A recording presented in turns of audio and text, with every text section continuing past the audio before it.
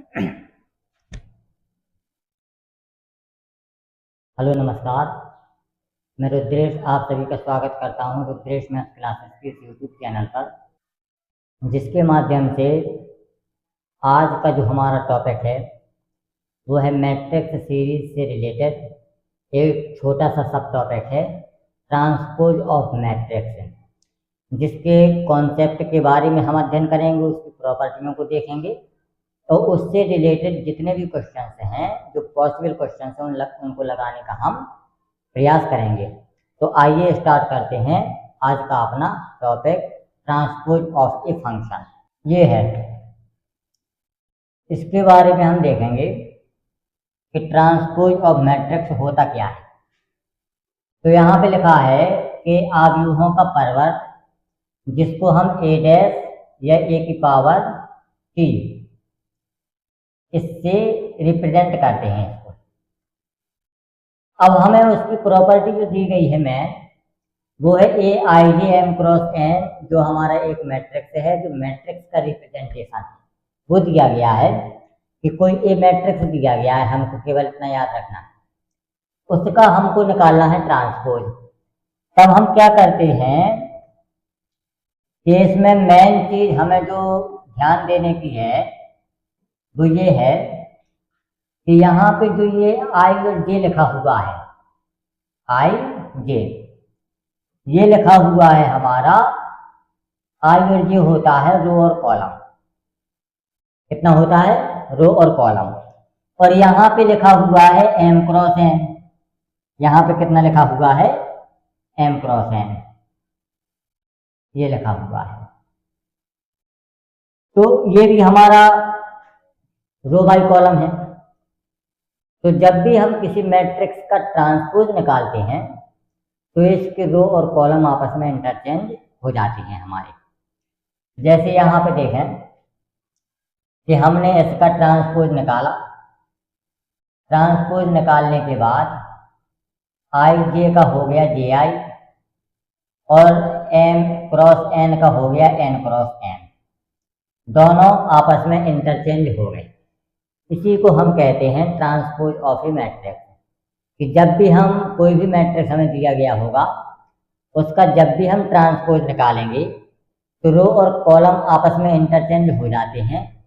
और उसको इस रिप्रेजेंटेशन के माध्यम से कैसे समझें, तो हम एक एग्जाम्पल लेते हैं। जैसे मान लीजिए कोई भी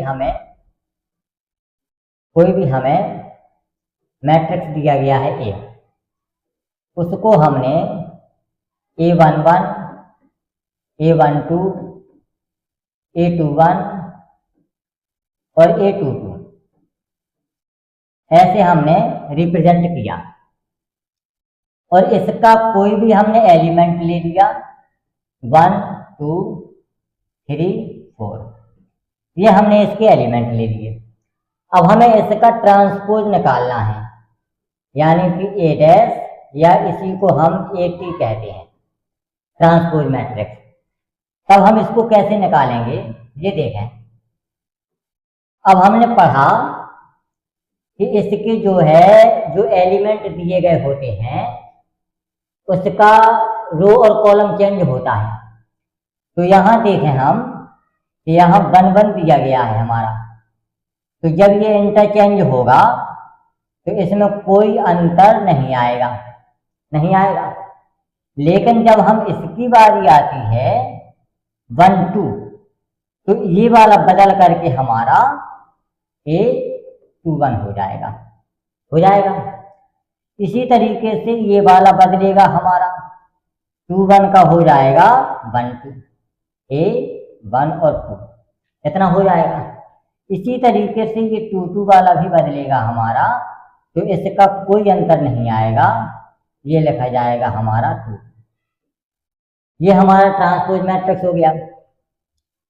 अब जब हम इसका एलिमेंट लिखें तो A11 का एलिमेंट है 1 हमारे पास, तो ये तो हमने लिख दिया, कोई अंतर नहीं आएगा।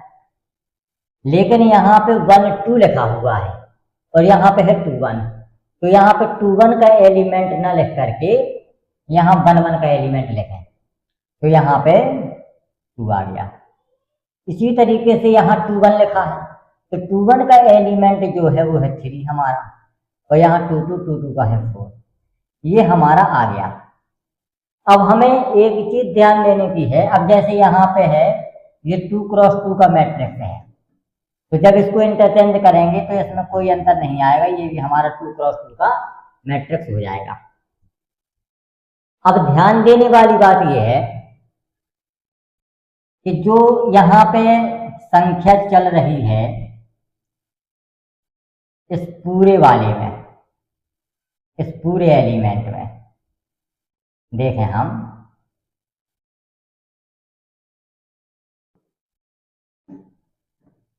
इस पूरे एलिमेंट में,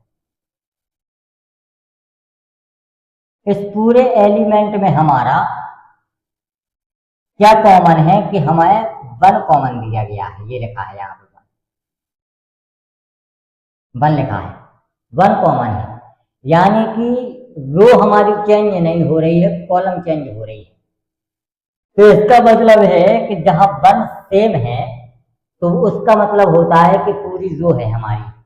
जब हम मैट्रिक्स का ट्रांसपोज निकालते हैं तो ये वाली संख्या यहां पे चेंज हो गई 1 1, यानी कि जो पूरा पहला वाला रो है वो पहला कॉलम बन गया हमारा, और जो दूसरा रो है वो दूसरा कॉलम बन गया। तो जब ट्रांसपोज मैट्रिक्स हम निकालते हैं तो सीधा का सीधा है कि जो पहला वाला रो है वो पहला वाला कॉलम बन जाएगा, जो दूसरा रो है वो दूसरा कॉलम बन जाएगा, और जो तीसरा रो है वो तीसरा कॉलम बन जाएगा। इस तरीके से हमें मैट्रिक्स का ट्रांसपोज फाइंड आउट करना है। अब एक एग्जाम्पल और लें, एक एग्जाम्पल और लेते हैं। जैसे मान लीजिए हमें कोई भी मैट्रिक्स दिया गया है ए, अब हम ए आई आई ना लग करके सीधे उसकी एलिमेंट लिखते हैं 1 2 और 3 4 5 6 7 8 और 9 हो जाएगा। अब जब हम इसका ट्रांसपोज निकालें, इसका ट्रांसपोज निकालें, तो जो पहला वाला रो है हमारा, ये वाला पहला वाला रो, पहला वाला रो पहला कॉलम बन जाएगा हमारा, तो 1 2 एंड 3 बन जाएगा। दूसरा वाला रो जो है हमारे पास, दूसरा वाला रो वो बन जाएगा दूसरा कॉलम, 4 5 6, और जो तीसरा रो बचा वो तीसरा कॉलम बन जाएगा 7 8 और 9। ये इस तरीके से हमको किसी भी मैट्रिक्स का ट्रांसपोज फाइंड आउट करना है। ये हमारा हो गया ट्रांसपोज का कॉन्सेप्ट। अब इसमें दी गई हैं कुछ प्रॉपर्टियां। जैसे पहली प्रॉपर्टी दी गई है कि ए का ट्रांसपोज यदि निकालें फिर उसका ट्रांसपोज निकालें तो हमारे पास केवल ए प्राप्त होता है। कैसे? जैसे मान लीजिए ए मैट्रिक्स है हमारे पास, उसको हम रिप्रेजेंट करते हैं ए आई जे और एम क्रॉस एन से करते हैं। जब इसका हमने ए डैश निकाला, कितना निकाला? ए डैश, तो ये वाला जो है हमारा ए आई जे का जे आई हो गया, जे आई, और ये एन क्रॉस एम हो गया, एम क्रॉस एम हो गया। दोनों इंटरचेंज हो गए रो बाई कॉलम। अब हम देखें कि जब इसको हम दोबारा निकालें, इसको जब हम दोबारा निकालें कि ए ट्रांसपोज निकाला हमने, फिर उसका जब ट्रांसपोज निकालें तब हम देखें कि ए आई जो जे आई लिखा है ये फिर आई जे हो जाएगा, ए आई जे हो गया, और जो एन क्रॉस एम हुआ वो फिर एम क्रॉस एन हो जाएगा, जो कि हमारा ए के बराबर आ रहा है। तो यदि हम किसी भी मैट्रिक्स का एक बार ट्रांसपोज करें और फिर उसका दोबारा ट्रांसपोज करें तो वही मैट्रिक्स हमको प्राप्त होता है जो कि पूछा गया है। दूसरी जो प्रॉपर्टी है वो हमारी कहती है कि जैसे मैट्रिक्स हमें दिया गया है ए, इस मैट्रिक्स में अगर हम पहले कोई स्केलर क्वांटिटी है हमारी के स्थान पर 1 2 3 कुछ भी नंबर हो सकता है, बस वो क्वांटिटी हमारी स्केलर होनी चाहिए। यदि इस मैट्रिक्स में पहले हम किसी स्केलर क्वांटिटी का मल्टीप्लाई करते हैं, उसके बाद इसका ट्रांसपोज निकालें, या पहले ट्रांसपोज निकालें इसका, उसके बाद के का हम मल्टीप्लाई करें, तो दोनों की वैल्यू हमारी सेम आती है। वही इस दूसरी प्रॉपर्टी में कहा गया है कि कोई भी मैट्रिक्स है उसमें यदि हम पहले के का मल्टीप्लाई करें, उसके बाद उसका ट्रांसपोज निकालें, या पहले किसी मैट्रिक्स का ट्रांसपोज निकालें, उसके बाद हम के का मल्टीप्लाई करें, तो दोनों की वैल्यू हमारी सेम आती, वही लिखा हुआ। अब तीसरी जो प्रॉपर्टी है, कोई भी दो मैट्रिक्स दिए गए हैं हमें ए और बी, इनको पहले ऐड करें, उसके बाद इनका ट्रांसपोज निकालें। दो मैट्रिक्स हैं, उसको पहले ऐड करें, उसके बाद ट्रांसपोज निकालें, या सबसे पहले इन दोनों की अलग अलग ट्रांसपोज निकालें और उसके बाद ऐड करें, तो दोनों का मान हमारा सेम आता है। यही इस तीसरी प्रॉपर्टी में कहा गया है। और वही अब देखें ये बी वाला, बी का उल्टा होता है कि अगर हम ए और बी का मल्टीप्लाई करें, उसके बाद हम ट्रांसपोज निकालें, लेकिन अगर हम इनका अलग अलग ट्रांसपोज निकालते हैं और इनका, और उसके बाद इनका उल्टा मल्टीप्लाई करें, बी डैश ए डैश, तब ये प्रॉपर्टी हमारी सही होती है। इसको याद करना है, इस प्रॉपर्टी को याद करना है। ये हमारी हो गई इसकी ट्रांसपोज मैट्रिक्स की प्रॉपर्टियां। अब देखें हम आगे,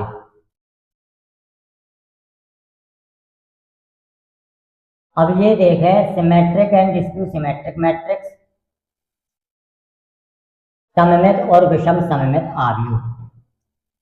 यहाँ पे क्या है कि कोई भी हमारा सिमेट्रिक मैट्रिक्स है, कोई भी मैट्रिक्स है, वो हमारा सिमेट्रिक कब होता है, जब हमें ये वाली कंडीशन फॉलो हो जाए कि हम उसका ट्रांसपोज निकालें और वही मैट्रिक्स हमको प्राप्त हो जाए, तब हम कहेंगे कि ये हमारा सिमेट्रिक मैट्रिक्स है। ये इसकी कंडीशन लिखी हुई है, दोनों हमारे सेम होने चाहिए। दूसरा है हमारा इसकी सिमेट्रिक मैट्रिक्स विषम सममित आव्यूह। क्या होता है कि जब ये वाली कंडीशन फॉलो हो जाए, ये तो जनरल कंडीशन है हमारी, ये वाली जनरल कंडीशन है, ये वाली ये जनरल कंडीशन है। और जो ये मान दिया गया है, इसको देखें कि जब हम यहाँ पे ये देखें कि ए आई इक्वल टू 0 लिखा हुआ है, इसका मतलब होता है कि उसके डायगोनल एलिमेंट हमारी 0 होने चाहिए। आई का मतलब होता है कि रो और जे उसके आपस में बराबर होने चाहिए। कैसे? जैसे मान लीजिए कोई भी ये मैट्रिक्स दिया गया है हमें, ये है A11, A12, A13, यहाँ पे दिया गया है A21, A22, A23, यहाँ पे दिया गया है A33, A31, A32 और A33। तो इसमें हम देखें कि यहाँ पे जो ये 11 लिखा हुआ है सेम है, यहाँ पे जो ये 22 लिखा हुआ है ये हमारा सेम है, और यहाँ पे जो ये 33 लिखा हुआ है ये सेम है। मतलब इन एलिमेंटों को हमारा 0 के बराबर होना चाहिए। और जो यहाँ पे लिखा है AIJ और AJI, मतलब उल्टा है। तो जैसे मान लीजिए यहाँ पे देखें हम 1 2, तो ये 2 1 है, दोनों अपोजिट हैं हमारे, मतलब दोनों इंटरचेंज है रो और कॉलम। तो इन दोनों को अपोजिट साइड में होना चाहिए। कैसा होना चाहिए? अपोजिट साइड में। जैसे यहाँ पे लिखा हुआ है 1 3, तो यहाँ पे लिखा हुआ है 3 1, उल्टा है। तो इन दोनों को अपोजिट साइड में होना चाहिए। तीसरा है यहाँ पे कि ये लिखा हुआ है 2 3 और ये लिखा हुआ है 3 2, इसको अपोजिट साइन में होना चाहिए, तब हम कहेंगे कि वो हमारा स्क्यू सिमेट्रिक मैट्रिक्स है। और जब ये अपोजिट में होंगे और डायगोनल हमारा 0 होगा, तब ये ऑटोमेटिक हम कह सकते हैं कि ये रिजल्ट हमारा ये दे देगा। ये रिजल्ट क्या दे देगा? ये दे देगा। तो ये कंडीशन हमारी इसकी फुलफिल होनी चाहिए कि सिमेट्रिक और स्क्यू सिमेट्रिक मैट्रिक्स इनको कहते हैं। यही अब जैसे मान लीजिए एक और एग्जाम्पल देखें, कोई भी एक ले लें हम यहाँ पे, जैसे मान लीजिए ये 0 है, 2 है, 3 है, यहाँ माइनस का 2 है, 0 है और 1 है, यहाँ पे जो है माइनस का 3 है, फिर यहाँ माइनस का 1 है और ये 0 है, यहाँ पे लिखा। अब यहाँ पे देखें कि जो ये हमारा डायगोनल एलिमेंट है, ये हमारे 0 है, ये 0 हो गए। और जो हमारे नॉन डायगोनल एलिमेंट हैं, नॉन डायगोनल एलिमेंट, ये हमारा चिन्ह बदल करके यहाँ पे आ गया, ये हमारा चिन्ह बदल करके यहाँ पे आ गया और ये हमारा चिन्ह बदल करके यहाँ पे आ गया। तब हम इसको कहेंगे कि ये हमारा स्क्यू सिमेट्रिक मैट्रिक्स होगा। तो अगर इस कंडीशन को फॉलो नहीं कर रहा, तब हम कहेंगे कि वो हमारा स्क्यू सिमेट्रिक मैट्रिक्स नहीं होगा। तो ये है हमारा सिमेट्रिक और स्क्यू सिमेट्रिक मैट्रिक्स। जो ये दिया गया है, कोई भी स्क्वायर मैट्रिक्स है हमारा, यहाँ पे लिखा है कोई भी एवरी प्रत्येक square matrix A written as. अब ये जो लिखा हुआ है ये वाला मान, ये हमारा सममित आव्यूह है, जिसको हम कहते हैं सिमेट्रिक मैट्रिक्स। और जो ये वाला मान लिखा हुआ है, ये हमारा स्क्यू सिमेट्रिक मैट्रिक्स है।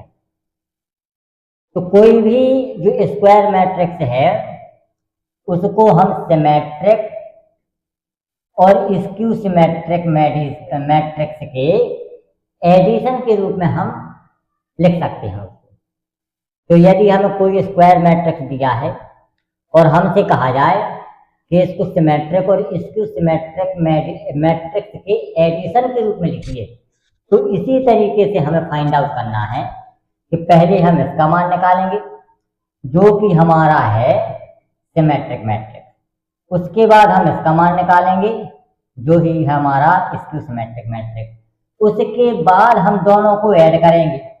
और यदि ये मान हमारा इसके बराबर आ गया, इसके बराबर आ गया, तब हम कहेंगे कि इस मैट्रिक्स को हम सिमेट्रिक और स्क्यू सिमेट्रिक मैट्रिक्स के रूप में लिख सकते हैं।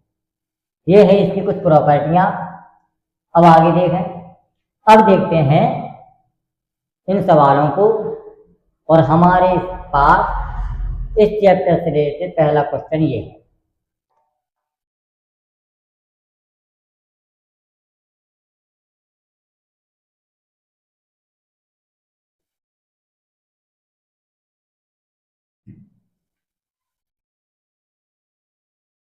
ये रहा हमारा इस चैप्टर से रिलेटेड पहला सवाल। हमें दो मैट्रिक्स दिए गए हैं, ए मैट्रिक्स दिया गया है और बी मैट्रिक्स दिया गया है। हमें पता है कि ये वाला जो मैट्रिक्स है हमारा, ये है कॉलम मैट्रिक्स, केवल एक कॉलम है इसमें, तो ये 1 क्रॉस 2, 3 रो है और 1 कॉलम है, 3 क्रॉस 1 का मैट्रिक्स हो जाएगा। ये जो मैट्रिक्स दिया गया है हमें, ये दिया गया है रो मैट्रिक्स, तो इसका मतलब है कि ये 1 क्रॉस 3 का मैट्रिक्स हो गया। यहाँ पे हमें दिया गया है कि पहले वाले का कॉलम और दूसरे वाले का रो सेम है हमारा, तो जो हमें मैट्रिक्स प्राप्त होगा, यहाँ से 3 बचा और यहाँ से 3 बचा, तो जो भी मैट्रिक्स हमें प्राप्त होगा वो 3 क्रॉस 3 का मैट्रिक्स हमें प्राप्त होगा।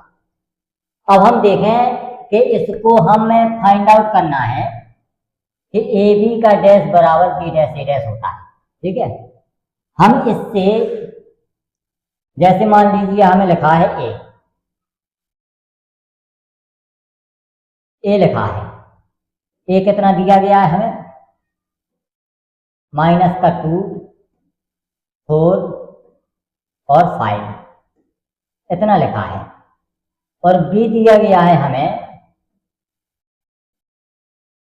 बी जो दिया गया है वो दिया गया है 1, 3 और -6 इतना दिया गया है। अब हमें यहां से ए डैश निकालना है। कितना निकालना है, ए डैश। जब हम ए डैश निकालेंगे तो ये वाला जो हमारा है वो का कॉलम हो जाएगा -2, 4 और 5 ये बन जाएगा। और यहां से निकालना है हमें बी डैश। जब हम बी डैश निकालेंगे तो कॉलम का रो बन जाएगा, ये हो जाएगा 1, ये हो जाएगा 3, ये हो जाएगा -6 इतना आ गया हमें। अब हमें यहां से ए और बी निकालना है। कितना निकालना है, अब हमें यहां से ए बी निकालना है। तो जब हम ए बी निकालें तो ए बी के लिए देखें, -2 का 1 में मल्टीप्लाई होगा, -2 आ जाएगा। ठीक है, और -2 का 3 में होगा, -6 आ जाएगा। कितना आ जाएगा,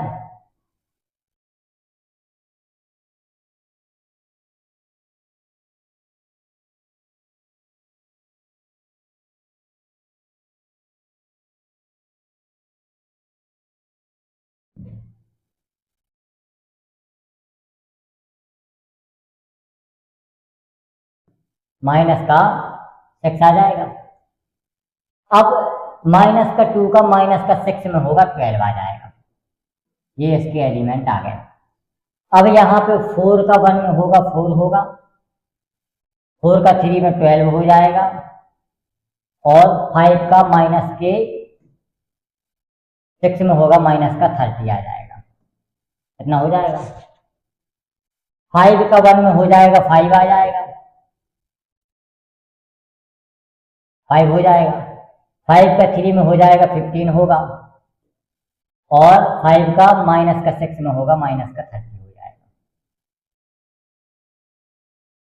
और यहाँ पे 4 का -6 में होगा, यहाँ पे 24 आएगा। यहाँ पे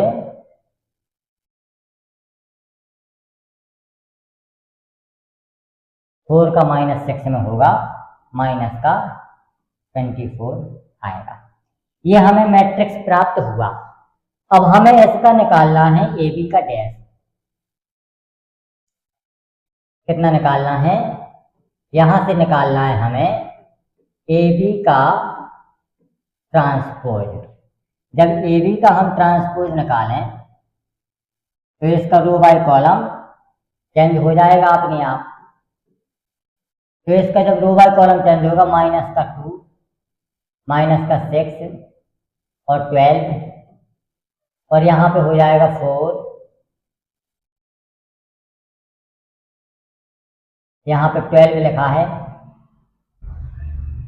12, और यहाँ पे -24, और फिर हो जाएगा 5, 15 और -30। ये हमारे पास ए बी का होल डैश आ गया। अब हमें निकालना है बी डैश और ए डैश। ठीक है, अब हमें निकालना है बी डैश और ए डैश।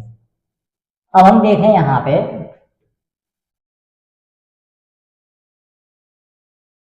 यहाँ पे देखें, हम निकालेंगे बी डैश और ए डैश। जब बी डैश और ए डैश निकालें तो -2 और 1 कितना हो जाएगा, -2, 4 और 3 12 हो जाएगा, और 4 और -6 कितना हो जाएगा, -24।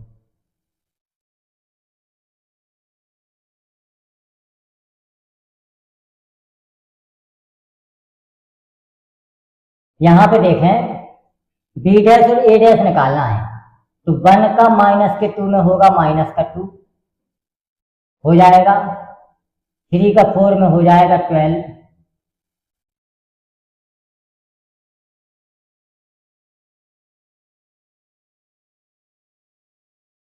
1 का 4 में होगा 4 और 1 का 5 में हो जाएगा 5, इतना आ जाएगा। अब 3 का माइनस के 2 में हो जाएगा माइनस का 6 और 3 का 4 में हो जाएगा 12 और माइनस 6 का इसमें हो जाएगा, 3 का 5 में हो जाएगा 15 और यहाँ माइनस का 6 का माइनस इसमें माइनस के 12 आ जाएगा प्लस का और माइनस का 24 आ जाएगा और माइनस का 30 आ जाएगा। इस तरीके से अब इसका देखें और इसका देखें, सबके एलिमेंट हमारे पास सेम प्राप्त हो रहे हैं, तब हम लिख देंगे कि ए बी का whole dash equal to B dash A dash, ये हमारा प्रूफ हो गया। कितना हो गया? ये हमारा प्रूफ हो गया।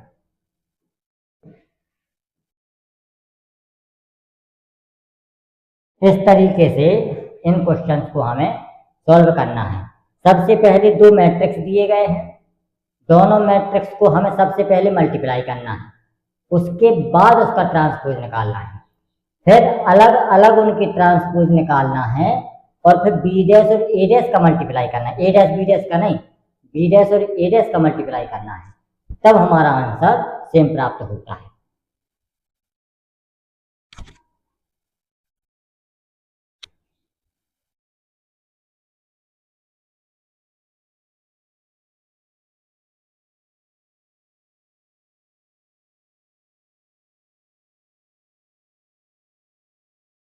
अगला देखें,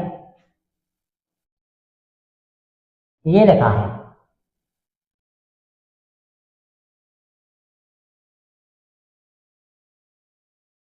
है हमारे पास, यहां पे है कि कोई भी मैट्रिक्स दिया गया है हमको बी, कोई भी मैट्रिक्स बी दिया गया है, इसको हमें सिमेट्रिक और इसक्यू सिमेट्रिक मैट्रिक्स के एडिशन के रूप में लिखना है, ठीक है। और ये हमारा स्क्वायर मैट्रिक्स है, तो हमने एक जो कॉन्सेप्ट पढ़ा कि कोई भी स्क्वायर मैट्रिक्स उसके सिमेट्रिक और इसक्यू सिमेट्रिक मैट्रिक्स के एडिशन के रूप में हम लिख सकते हैं। तो उसी कॉन्सेप्ट का यूज करके, जैसे मान लीजिए हमने कोई भी मैट्रिक्स ए माना, कितना माना हमने?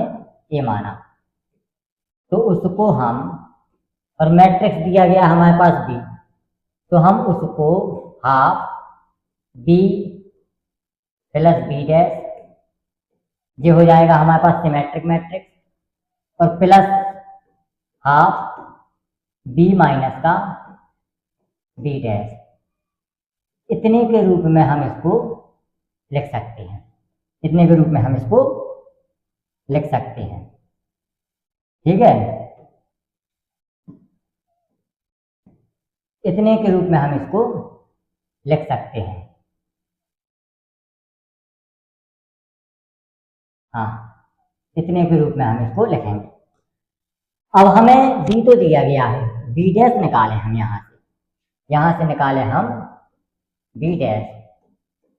बी डैश जब निकालते हैं तो यहाँ पर रो कॉलम बन जाएगी, 2 माइनस का 2 और माइनस का 4, और फिर बन जाएगा माइनस का 1, 3 और 4, फिर हो जाएगा हमारे पास 1 माइनस का 2 और माइनस का 3। ये हमारा इसका ट्रांसपोज मैट्रिक्स आ गया, रो और कॉलम को आपस में इंटरचेंज कर दिया। अब हमें इससे फाइंड आउट करना है कौन सी चीज, वो निकालना है हमें हाफ बी प्लस का बी डैश, इतना निकालना है हमें। तो इसमें हम क्या करेंगे, बी तो ऊपर दिया गया है, बी डैश ये है हमारा, तो यहीं पे हम इसका एडिशन कर लें, बार बार लिखने की जरूरत नहीं है। तो यहाँ पे लिख दिया हमने हाफ, मैट्रिक्स बनाया हमने 2 और 2 4, माइनस 2 और माइनस के 1 माइनस का 3, -4 और 1 माइनस का 3, -1 और माइनस का 2 माइनस का 3, माइनस का 1 और माइनस का 2 माइनस का 3, 3 और 3 6, 4 और माइनस का 2 2 आ जाएगा। यहाँ पे 1 और माइनस का 4 माइनस का 3 आ जाएगा, माइनस का 2 और 4 2 आ जाएगा, और यहाँ पे माइनस का 3 और माइनस का 3 माइनस का 6 आ जाएगा। कितना आ जाएगा? अब किसी भी मैट्रिक्स का जब मैट्रिक्स के अंदर किसी भी संख्या का मल्टीप्लाई करते हैं तो जो भी मैट्रिक्स में जितने भी एलिमेंट हों उन सब में उसका मल्टीप्लाई या डिवाइड होता है। वही क्रिया हमें यहाँ पे करना है। यहाँ पे हमने देखा तो 2 आ जाएगा, माइनस का 3/2 आ जाएगा, माइनस का 3/2 आ जाएगा, माइनस का 3/2 आ जाएगा, 3 आ जाएगा, 2 आ जाएगा, नहीं 1 आ जाएगा। कितना आ जाएगा? 1 आ जाएगा। माइनस का 3/2 आ जाएगा, 1 आ जाएगा, तो माइनस का 3। ये आ गया हमारे पास, इतना एलिमेंट आ गया। अब हमें निकालना है इसमें हाफ b माइनस का b डैश। कितना निकालना है? हाफ b माइनस का b डैश, इतना निकालना है। तो इतना निकालने के लिए हम फिर से वही प्रक्रिया करते हैं कि हाफ b हमारा है 2, 2 में से 2 गया हमारा 0 आ गया, -2 और प्लस का 1 माइनस का 1 हो जाएगा, हो जाएगा। माइनस का 4 और माइनस का 1 माइनस का 5 हो जाएगा, हो जाएगा। माइनस का 1 और प्लस का 2 प्लस का 1 हो जाएगा। 3 में से 3 गया, ये 0 हो जाएगा।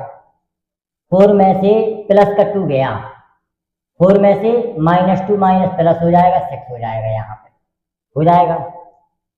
1 में से ये गया तो 5 और 4 और 1 5 हो जाएगा यहाँ पे, और माइनस का 2 और माइनस का 4 माइनस का 6 हो जाएगा, और यहाँ पे माइनस का 3 और प्लस का 3 0 हो जाएगा, इतना हो जाएगा।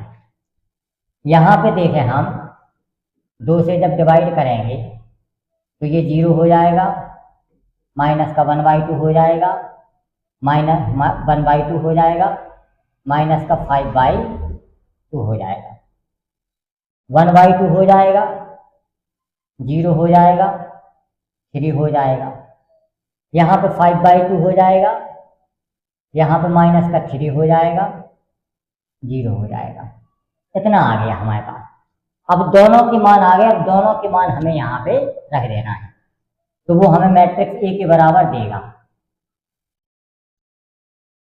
अब हमने लिखा ए इक्वल टू, पहले वाले का मान कितना आया?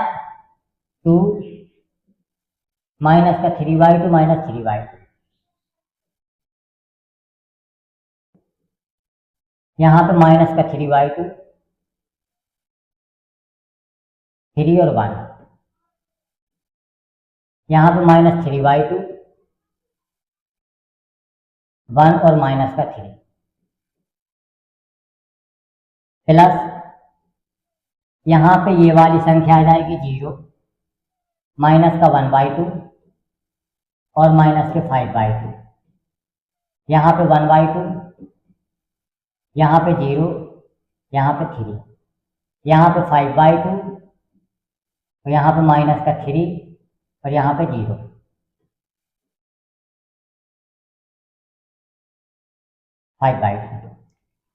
इतना हमने लिख दिया। अब ये तो हमारा आंसर हो गया। अब हमें इन दोनों को ऐड करके ये देखना है कि ये वाला वही मैट्रिक्स प्राप्त हो रहा जो हमें दिया गया है या नहीं दिया गया। तब हम देखें, कोई भी मैट्रिक्स 2 में 0 ऐड करो तो 2 आ जाएगा, माइनस का 3 माइनस के 1/2 माइनस का 4 तो माइनस का 2 आ जाएगा यहाँ पे, और जब माइनस का 3 तो माइनस का 4 आ जाएगा। इतना दिया गया है इसमें। हाँ, अब देख रहे तो ये दिया गया 2 - 2 माइनस का 4 पहला आ गया। अब दूसरा देखें माइनस का 3 और 1, तो माइनस का 2/2 माइनस का 1 हो जाएगा। यहाँ पे 3 ये 3 हो जाएगा और ये 1 और 3 4 हो जाएगा। तो माइनस का 1 3 और 4 ये हो गया यहाँ पे। अब यहाँ पे देखना है माइनस का 3/2 और 5/2, 2/2 यहाँ पे 1 हो रहा, 1 और माइनस का 3 माइनस का 2 हो रहा, और माइनस का 3 और इतने माइनस का 3 हो रहा। तो यहाँ पे देखना है 1 - 2 माइनस का 3, 1 - 2 माइनस का 3। हमारा आंसर एकदम करेक्ट है, यही हमारा आंसर हो जाएगा। ये वाला हमारा आंसर हो जाएगा। तो इस तरीके से इस क्वेश्चन को हमें फाइंड आउट करना है कि कोई भी यदि स्क्वायर मैट्रिक्स दिया है उसको हम सिमेट्रिक और स्क्यू सिमेट्रिक मैट्रिक्स के एडिशन के रूप में किस प्रकार लिख सकते हैं, तो वो इस तरीके से लिख सकते हैं।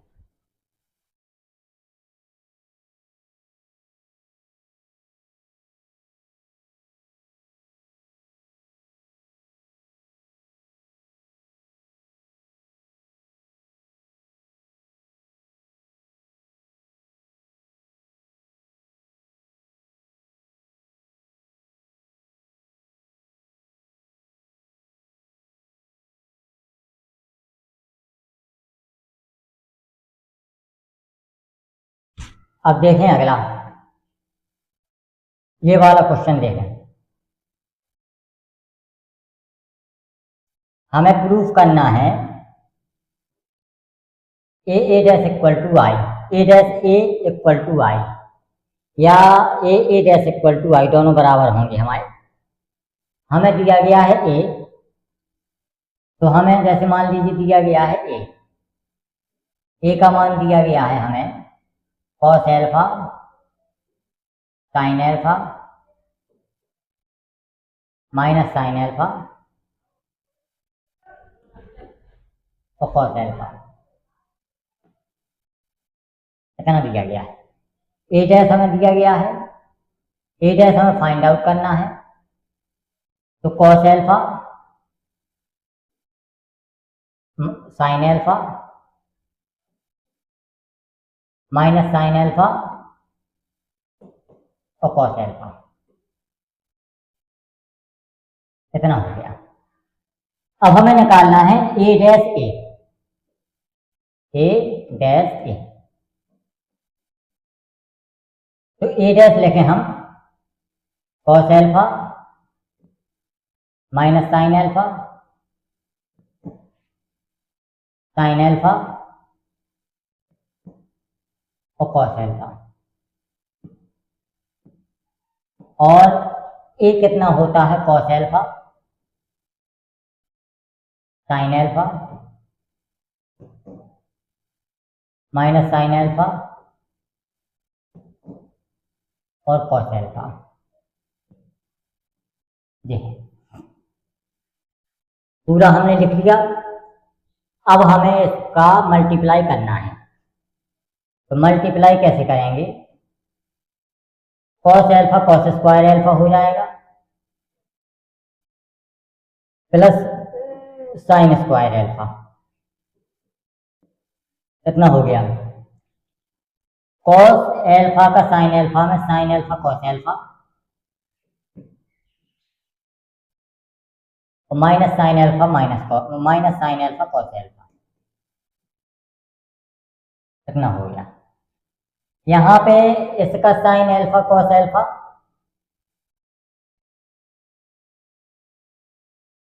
और यहाँ minus sin alpha cos alpha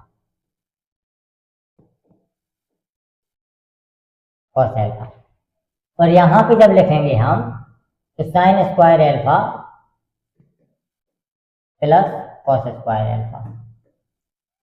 अब हमें देखना है, इससे ये कैंसिल हो गया, इससे ये कैंसिल हो गया हमारा। तब हमें देखना है ये हमारे पास आ गया 1, sin square alpha plus cos square की वैल्यू होती है 1, ये आ गया 0, ये आ गया 0, ये आ गया 1। इन दोनों का जो मान है हमारा वो आई के बराबर होता है, तब हम लिख सकते हैं कि A dash A equal to I. Proof हो गया, ये वाला हमारा प्रूफ हो गया।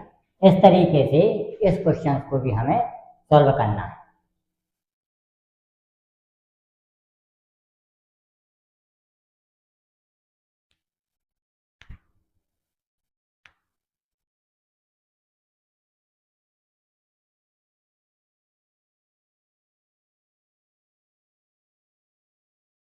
अगला देखें,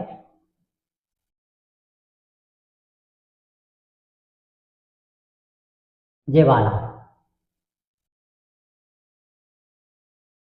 ये दिए गए हैं हमें मैट्रिक्स, ए वाला मैट्रिक्स दिया गया है और बी वाला मैट्रिक्स दिया गया है, दो मैट्रिक्स दिए गए हैं।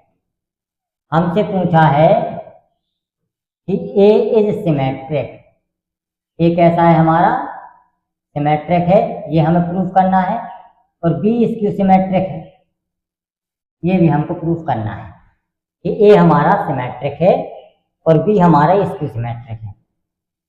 तो यहाँ पे हम देखें ए के लिए, ए के लिए सिमेट्रिक मैट्रिक्स की कंडीशन क्या होती है कि जब हम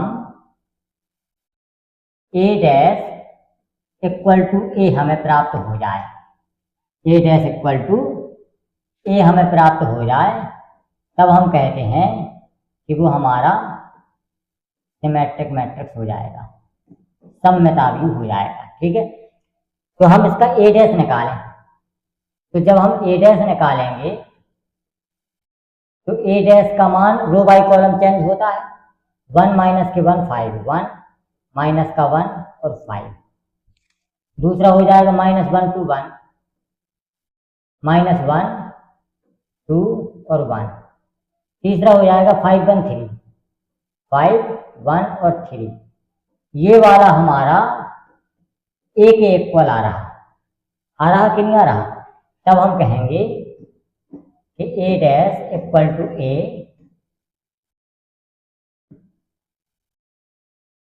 तो this is symmetric matrix, symmetric matrix हो गया। अब हमें निकालना है बी का, यहीं पे देखें, बी का देखें। अब स्क्यू सिमेट्रिक मैट्रिक्स के लिए क्या होता है कि यदि हमारे पास बी का ट्रांसपोज हमने निकाला और वो हमारा -b के बराबर आ गया, तब हम कहेंगे कि ये हमारा स्क्यू सिमेट्रिक होगा, स्क्यू सिमेट्रिक होगा। तो यहाँ पे हम देखें बी डैश निकाल करके कि हम निकालें बी डैश का जो मान आएगा 0 1 माइनस का 1, -1 0 1 माइनस के 1 0 1 और 1 माइनस के 1 0 1 माइनस का 1 और 0। एक और कंडीशन हमने स्क्यू में सिमेट्रिक मैट्रिक्स की पढ़ी है कि उसके जो डायगोनल एलिमेंट होते हैं वो सारे के सारे हमारे 0 होते हैं। तो यहाँ पे हमारे जितने भी डायगोनल एलिमेंट हैं वो सब 0 हैं, तो देखने से पता चलता है कि ये मैट्रिक्स हमारा स्क्यू सिमेट्रिक मैट्रिक्स होगा। दूसरी चीज कि ये वाला एलिमेंट और ये वाला एलिमेंट अपोजिट साइन में है, ये वाला एलिमेंट और ये वाला एलिमेंट अपोजिट साइन में है, और ये वाला एलिमेंट और ये वाला एलिमेंट अपोजिट साइन में है, तब भी हम कहेंगे कि ये हमारा स्क्यू सिमेट्रिक मैट्रिक्स होगा।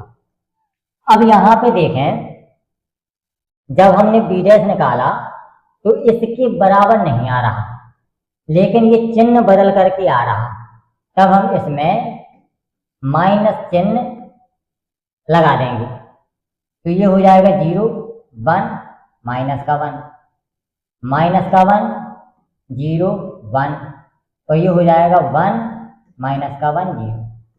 अब ये देखते हैं हम कि ये हमारा b के बराबर प्राप्त हो गया, तो इसका मतलब है कि ये माइनस का b आ गया। तब हम कहेंगे कि b dash equal to minus का b आ रहा, तो हम कहेंगे कि ये जो है स्क्यू सिमेट्रिक मैट्रिक्स होगा, स्क्यू सिमेट्रिक मैट्रिक्स हो जाएगा। इस तरीके से इन क्वेश्चंस को फाइंड आउट करना है।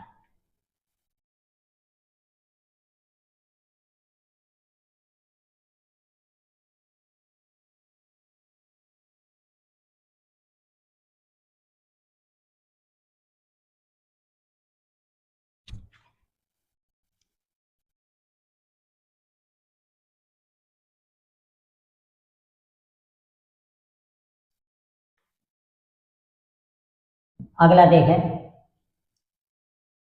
ये वाला सीधा का सीधा निकालना है जैसा हमने बताया। इनका देखें सममित आव्यूह है, विषम सममित आव्यूह है, ये फाइंड आउट करना है हमको। एक देख लेते हैं, दूसरा अपने आप उसी तरीके से सॉल्व होगा। यहां पे है कि हमें ए दिया गया है 1 6 5 7, ए डैश निकालना है, इससे ए डैश निकाला हमने, तो ये हो जाएगा 1 5 और 6 7, इतना हो जाएगा। अब हमें निकालना है कि a प्लस ए डैश एक सममित आव्यूह है कि नहीं है। तो हम मान लेते हैं कि कोई भी मैट्रिक्स हमने माना P equal to A plus का ए डैश हो जाएगा। अब हम a प्लस ए डैश का निकालें, तो ये हमारे पास आएगा 1 1 2 5 6 11, ये 11 आ जाएगा, ये 14 आ जाएगा। तो अब हमें एक P मैट्रिक्स प्राप्त हुआ जिसको हम कह सकते हैं 2 11 11 और 14, ये हमारा P मैट्रिक्स आ गया। अब सिमेट्रिक की जो कंडीशन होती है वो होती है P dash equal to P के बराबर आना चाहिए, P dash equal to P के बराबर आना चाहिए। तब हम P डैश निकालें इसका, तो P डैश जब निकाला तो ये 2 11 11 और 14 आया, यानी कि ये P के बराबर आ गया। तब हम कहेंगे कि ये हमारा सिमेट्रिक मैट्रिक्स होगा। इसी तरीके से दूसरे पार्ट को हम P मानेंगे और उसका P डैश निकालने के बाद माइनस के P के बराबर आंसर आना चाहिए। तब हम कहेंगे कि ये स्क्यू सिमेट्रिक मैट्रिक्स है। अगर नहीं आ रहा तब ये हमारा विषम सममित आव्यूह नहीं होगा। ये है इसका सॉल्यूशन।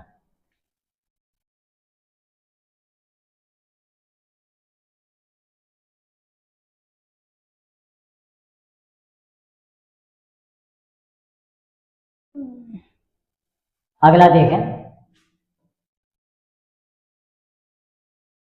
ये वाला एक क्वेश्चन है, इसको देखना है। हमें जो दिया गया है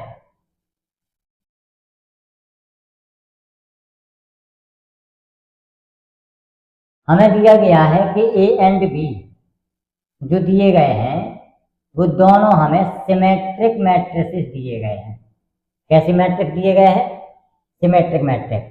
तो पहली चीज तो ये है कि A और B हमारे दोनों सिमेट्रिक हैं, तो A डैश बराबर A हो जाएगा और B डैश बराबर B हो जाएगा।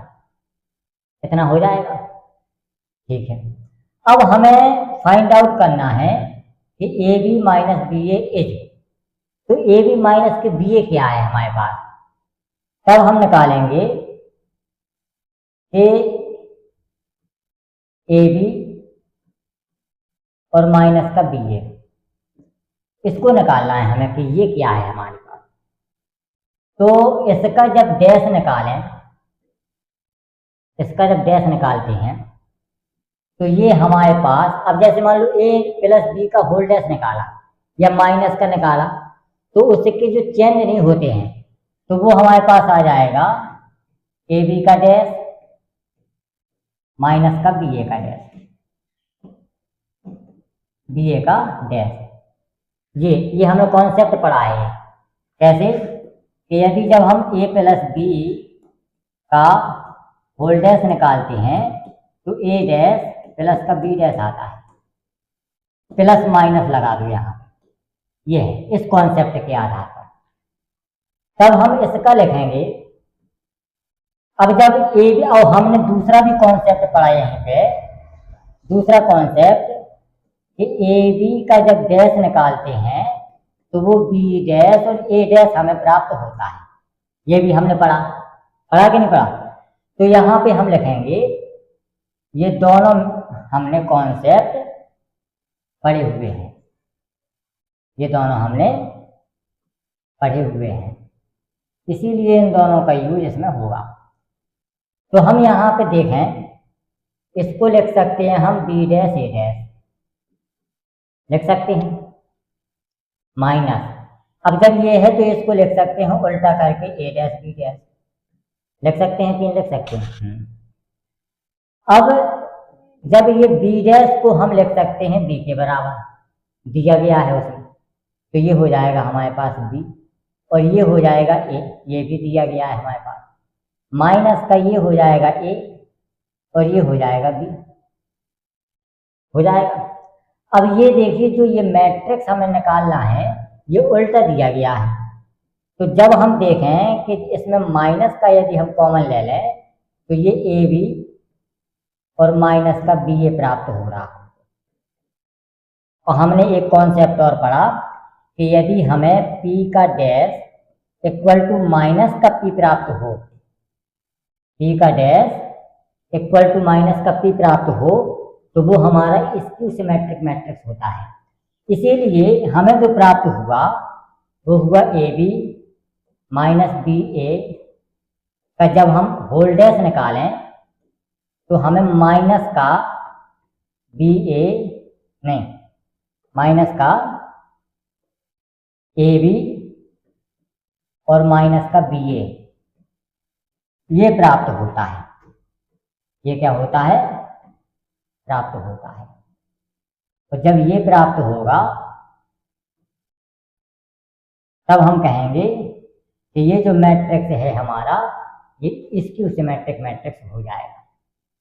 कैसा हो जाएगा? स्क्यू सिमेट्रिक मैट्रिक्स हो जाएगा। इस तरीके से इस क्वेश्चन को हमें सॉल्व करना है। हमें दिया गया है कि ए और बी दोनों सिमेट्रिक मैट्रिक्स हैं, तो A dash equal to A लिख दिया, B dash equal to B लिख दिया। हमें निकालना है इसका कि ये सिमेट्रिक है या स्क्यू सिमेट्रिक है। तो सिमेट्रिक और स्क्यू सिमेट्रिक मैट्रिक्स की सिर्फ एक कंडीशन होती है कि उसका हमें ट्रांसपोज निकालना ही पड़ेगा। जब इसका हमने ट्रांसपोज निकाला तो इस कॉन्सेप्ट के माध्यम से इसको हम अलग अलग कर सकते हैं।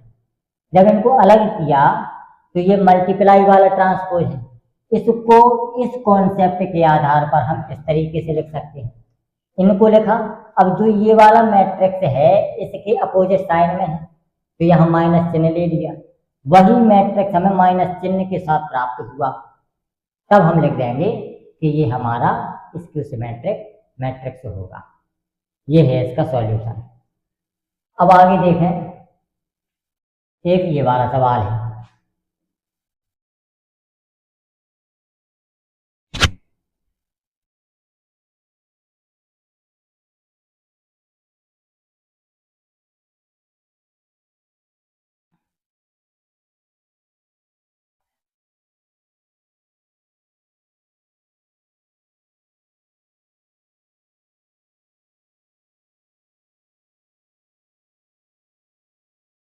अब अगला देखें, ये वाला है A plus A dash equal to I. तब हमें निकालना है कि उसका एंगल क्या होगा। हमें इसमें ए डैश निकालना है, तो ए डैश हमारे पास आएगा cos alpha minus sine alpha और साइन एल्फा कॉस एल्फा।